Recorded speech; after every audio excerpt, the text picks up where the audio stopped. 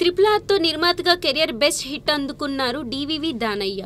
ఆ సినిమా కంటే ముందు దానయ్య ఖాతాలో పలు విజయాలు ఉన్నా ట్రిపుల్ ఆర్తో అంతర్జాతీయ స్థాయిలో పేరు వచ్చింది. కట్ చేస్తే ప్రస్తుతం ఆయన 2 క్రేజీ ప్రాజెక్ట్స్ నిర్మిస్తున్నారు. అందులో ఒకటి పవర్ స్టార్ పవన్ కళ్యాణ్ హీరోగా నటిస్తున్న ఓజీ కాగా, మరొకటి నేచురల్ స్టార్ నాని కథానాయకుడుగా అభినయిస్తున్న సరిపోదా శనివారం. వీటిల్లో సరిపోదా శనివారంని ఆగస్టు 15న విడుదల చేయడానికి సన్నాహాలు జరుగుతున్నాయి.